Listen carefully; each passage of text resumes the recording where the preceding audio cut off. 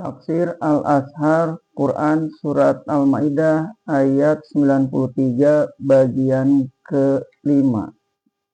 Mendengar ayat itu, berkatalah Umar bin Khattab yang sedang memegang piala penuh arak, "Kami berhenti, ya Allah, kami berhenti." Lalu dilemparkannya piala yang ada di tangannya itu sampai pecah. Berkata pula Anas bin Malik, "Telah diharamkan, padahal tidak ada bagi bangsa Arab waktu itu suatu kehidupan pun yang lebih menyenangkan dari meminum arak. Padahal tidaklah ada suatu larangan yang sampai demikian keras sebagai larangan arak." Dan katanya pula, "Kami bawa sekalian guci arak ke jalan raya, lalu kami tuangkan isinya.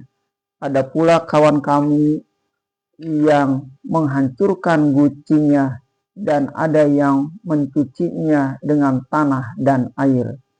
Berkata lagi Anas bin Malik selanjutnya, "Waktu ayat mengharamkan arak itu turun, aku sendiri tukang mengedarkan cawan arak itu di rumah Abu Thalhah.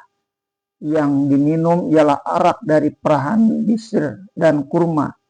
Kedengaranlah orang berseru di halaman, lalu kami berlari keluar melihat apa yang diserukannya.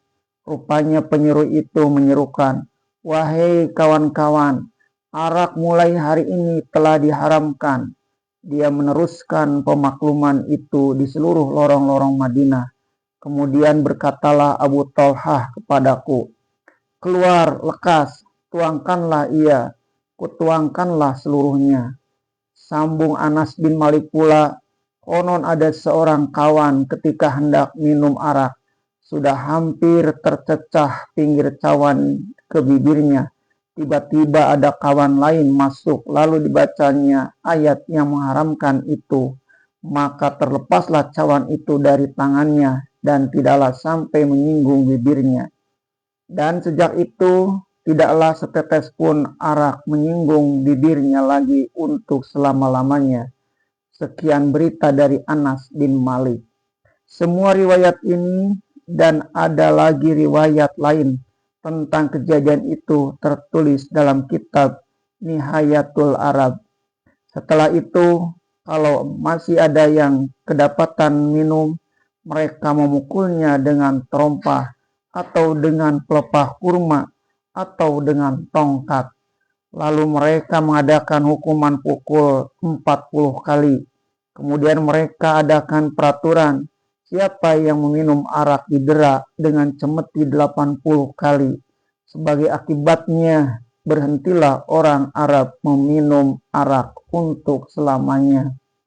Kemudian setelah agama Islam sampai ke beberapa bagian dunia, benci dan jijiklah pemeluknya melihat arak. Usahakan meminum.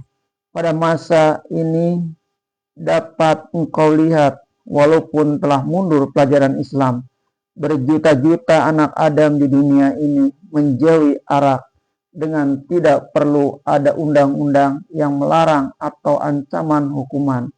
Kalau engkau memperhitungkan pada masa ini perimbangan orang Islam yang minum arak dengan bangsa-bangsa yang lain, pasti engkau mendapati hasil penelitian bahwa kaum muslimin adalah umat yang paling membenci arak dan menjauhinya. Umat ini juga masih tetap mempunyai kepercayaan dari lubuk hatinya bahwa mereka telah berbuat dosa besar dan durhaka kepada Allah sehingga terus menyesal, dan ada juga yang tobat kembali.